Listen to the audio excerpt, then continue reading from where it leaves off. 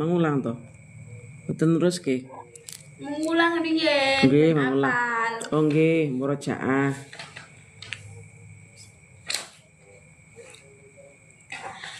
Bab Syumut Tatawwu. Napa tahu artinya? Tahu ki sukarela apa ya?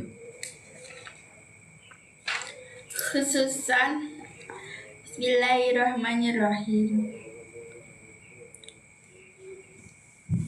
Ila hadratin Nabiyil Mustafa Muhammadiyah sallallahu alaihi wasallam. Al-Fatihah. Alhamdulillah.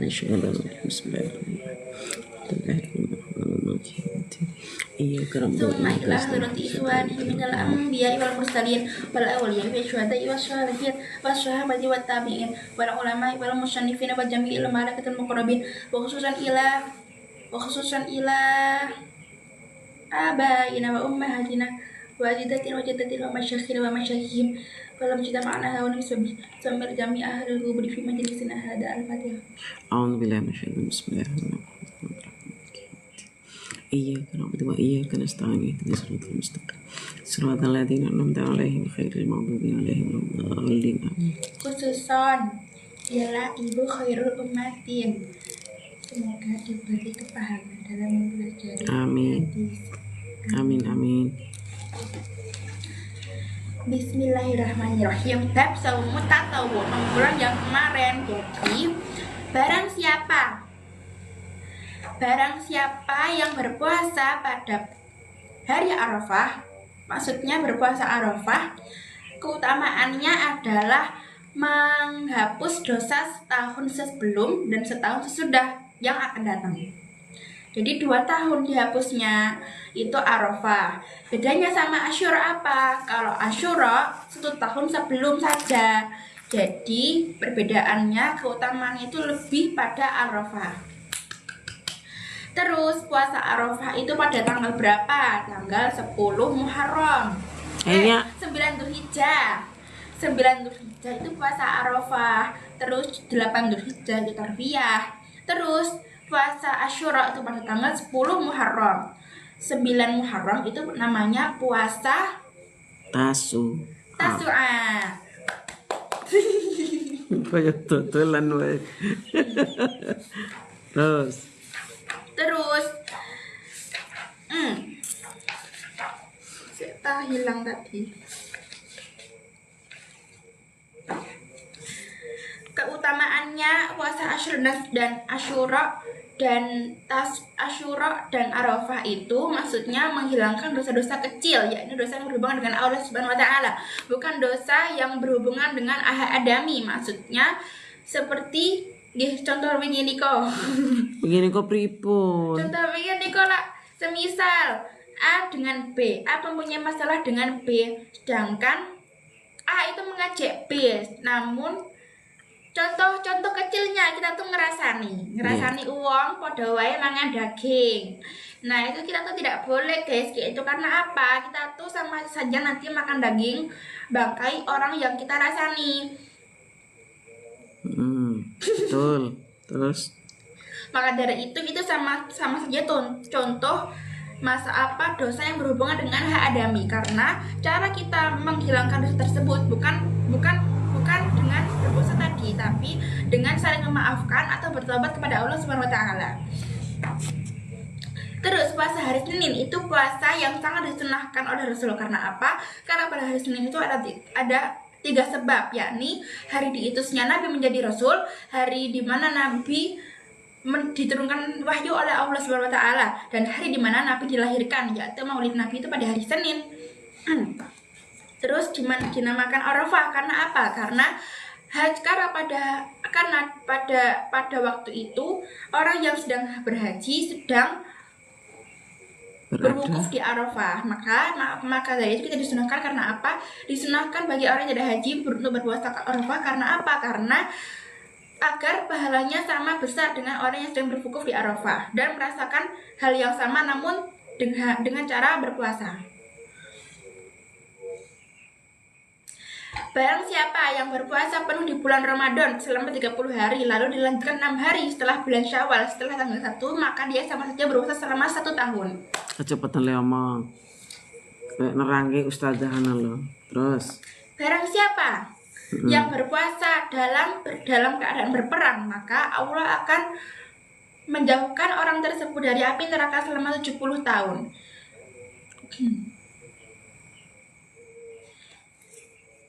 Kanjeng Nabi itu tidak pernah puasa full 1 bulan kecuali Ramadan, dan Nabi paling banyak berpuasa itu pada bulan Sya'ban. Terus Nabi menganjurkan kita untuk berpuasa Ayyamul Bid, yakni pada tanggal 13, 14, 15 pada setiap bulannya di bulan Hijriah. Karena apa? Karena pada tanggal tersebut terjadinya bulan purnama atau bulan itu sedang bulan sempurna. Lalu Rajab, Sya'ban, Ramadan. Rajab itu syahrullah, Sya'ban itu syahri. Syahri siapa? Okay, Syahri itu ri-nya siapa? Nabi Muhammad. Bulannya Nabi Muhammad itu Sya'ban. Terus Ramadan itu syahrul ummati, bulannya umatnya Nabi Muhammad Sallallahu Alaihi Wasallam. Tidak diperbolehkan bagi perempuan, maksudnya tidak diperbolehkan bagi perempuan berpuasa sunnah kecuali tanpa izin suami. Maksudnya kita bagi perempuan harus berizin suami ketika akan berpuasa sunnah di rumah. Tapi kalau berpuasa Ramadan tidak usah izin karena itu sudah puasa wajib. Rasulullah melarang kita untuk berpuasa pada hari apa saja, pada 2 hari Ramadan, 2 hari raya Idul Adha dan Idul Fitri, dan pada hari Tasyrik. Hari Tasyrik itu pada tanggal Tasyrik. Pakai kaf, Tasyrik. Pada hari Tasyrik itu pada tanggal 13, 14, 15, 11, 12, 13. 13, 14, 15 ki Ayyamul Bid. Nek 11, 12, 13 itu Dzulhijjah. Iya, Dzulhijjah. Itu tidak itu Yaumut Tasyrik. Tidak diperbolehkan puasa pada tanggal tersebut karena pada tanggal 11, 12, 13 Dzulhijjah itu dinamakan hari makan, minum, dan berzikirnya pada Allah. Maksudnya kita sedang menikmati daging kurban. Dan tidak ada keringanan di hari Tasyrik, benar-benar tidak boleh berpuasa kecuali bagi orang yang tidak mendapatkan hadiah atau daging kurban.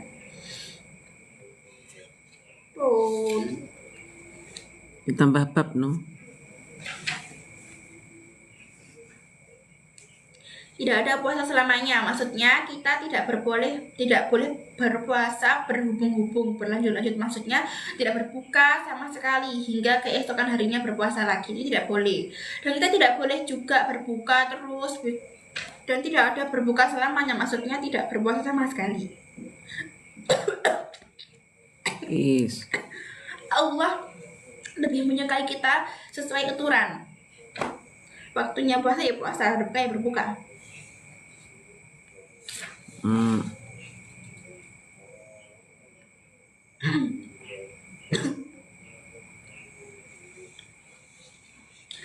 Janganlah kalian berpuasa pada hari Sabtu kecuali memang di hari itu diwajibkan berpuasa, meskipun hanya menemukan kulit anggur dan serbuk kayu. Nabi telah mengutusmunya sebagai tanda bahwa kita berpuasa. Bab iktikaf. Barang siapa yang menghidupkan bulan Ramadan dengan iman yang ia miliki dan ikhlas dan mengharapkan ridhonya Allah, maka Allah akan mengampuni dosa-dosanya yang lalu. Iktikaf secara bahasa artinya ngeker, berdiam diri. Ngeker ki menahan ndak ra? Nggih. Tapi kok berdiam? Niku puasa. Nah, puasa ki ngeker. Nggih. Nah, iktikaf ki napa? Berdiam diri. Nah, kan beda. Nggih salah. Nah, terus secara berdiam diri, tapi berdiam diri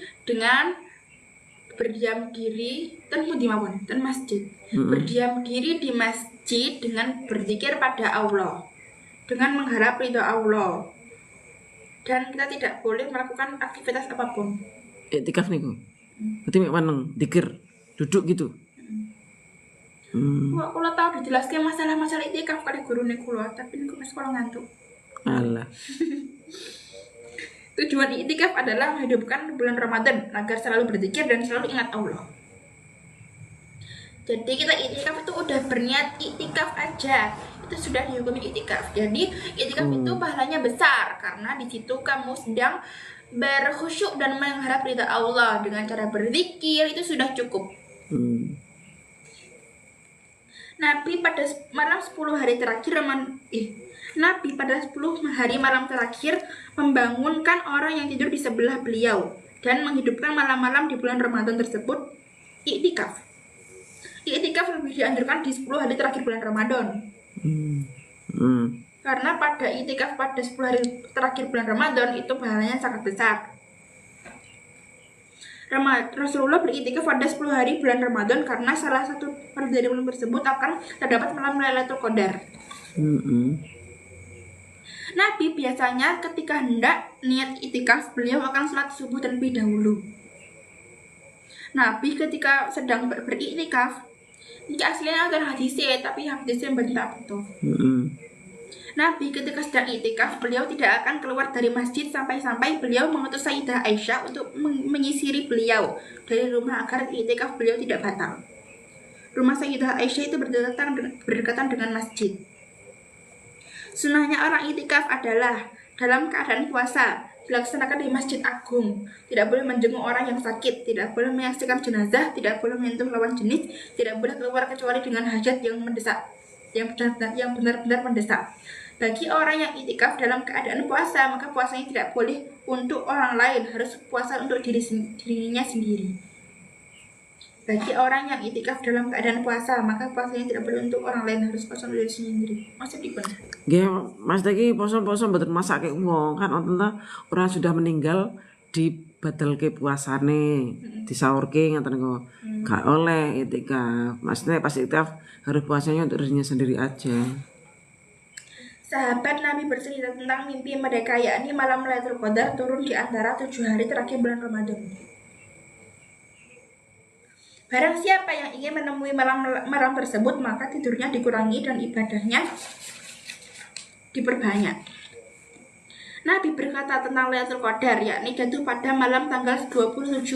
Tapi ada banyak Nabi berkata tentang Lailatul Qadar, yakni jatuh pada tanggal malam 27. Tapi ada banyak perbedaan, sampai-sampai ada 40 perbedaan tentang tanggal malam Lailatul Qadar. Malam Lailatul Qadar itu turun pada malam ganjil di 10 hari terakhir. Bacalah Allahumma innaka afuwwun karim tuhibbul afwa fa'fu anna. Jika menemui malam Lailatul Qadar, perbanyak membaca doa tersebut sampai subuh. Jangan memperhatikan kendaraanmu kecuali di 3 masjid. Jangan memperhatikan kendaraanmu kecuali di 3 masjid. Memberhentikan. Oke, masjid dipun. Terus yang mboten masjid napa pripun? Masjidil Haram, Nabawi, Aqsa. Oh, nggih niku. Maksud memberhentikan. Mas iki ketika malam Lailatul Qadar ketika iktikaf. Nah, ketika malam itu hendaknya iktikaf di 3 masjid tersebut. Jadi numpak kendaraan menuju nih 3 masjid tadi. Mobilnya misalnya dulu kan saiki mobil, nek dulu kan pakai unta, kendaraan ta unta. Aniku silakan pada malam-malam ganjil itu menujulah kamu memakai kendaraanmu itu di 3 masjid tadi, ngoten lho. Lo tau udah jelas ki, iku lo bener buka catatan. Ya wis antene niku, sampeyan pelajari terus. Lali, kalau dijelas ki pokok gurune kula matur. Napa? Masjidil Haram Nabawi kali Aqsa niki pahalane ki luwih gede dibanding masjid teng mriki. Ya iyalah. Nggih maksudnya koyo semisal di dhewe salat jamaah ten Masjid Haram. Paling kata ki Masjidil Haram deh. Berapa? 100.000. Ya, 100.000. Sekali jamaah. Masjid Nabawi 1.000. 1.000. Betul 5.000. Betul 1.000. Sing Masjidil Aqsa 100. berarti haram ki 100.000, Heeh. Nabawi 1.000, Heeh. Aqsa 100. Golek berjamaah Kalau jamaah di sana, pemenang naik iktikaf di 3 masjid tersebut itu yang lebih besar pahalanya. Ngoten kuwi maksudnya. Oke. Maksudnya untuk ibadah bersama mencari malam Lailatul Qadar lebih dianjurkan di 3 masjid tersebut. Mungkin niku makane nek paune kan dulu niku perintahnya kan pas waktu Kanjeng Nabi kan posisi di Mekah, Madinah. Dadi nggih nyedhok teng masjid wau ngoten lho. Nek misalnya wong umroh atau wong Membian pas haji itikaf betul. pas haji iktikaf, tapi kadang sore, kadang malam bar maghrib tekan isya ngoten niku. Masjid niki. Dadi maghrib tekan isya. Dan masjid niki dia. Nggih, pas umroh di Madinah, nek dereng umroh niku. Pas di Madinah kan 8 malam to. Makanya nek maghriban langsung isyaan. Jadi ketika antara maghrib isya niku nggih kita bar jamaah salat berzikir iktikaf. Makanya misalnya kesel nggih, makanya kadang malam cemil-cemilan. Nek pun iktikaf rampung. Tanda-tanda malam Lailatul Qadar. Hawanya tidak panas dan tidak dingin, tetapi tidak ada angin dan hawanya masih terasa sampai esok paginya. Dalam pada malam itu terasa sunyi. Udah deh. Sunyi. Kok enggak? Kok titik banget, Bapak? Niku kurang niku. Malam itu tidak ada suara-suara kan. Sunyi nggih. Pengen sinau fikih tapi mboten wonten. Iki liyane pakai Fikih menyusul kok niki. Napa nggih? Sing seru disinau niki.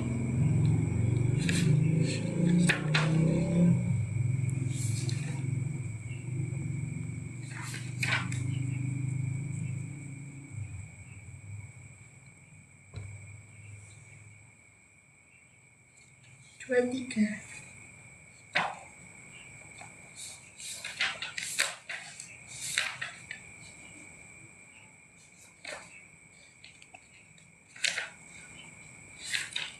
cerita-cerita tafsir menapa. Nggih. Nah, tafsir sakit pun beda pelajarannya. Mboten kaya Pak Guru biyen niku. Nggih. Soalnya neng jarang rawuh, jadi ini mesti memang nami tok.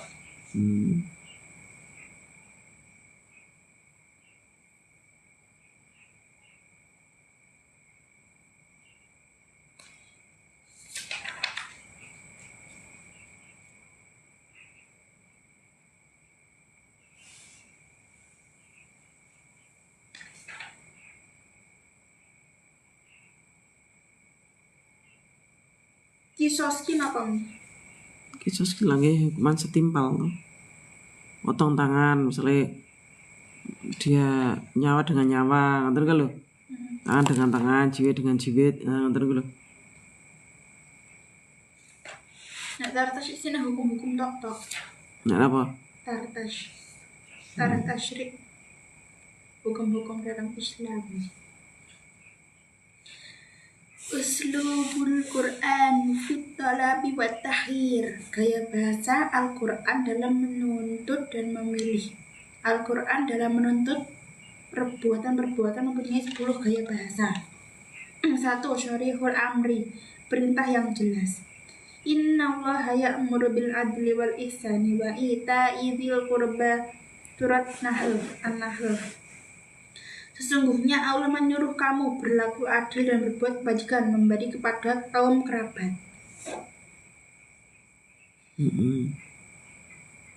Al-ikhbar bi anna al-fi'li maktubu al-mukhatibin. Bosan nek tartashi.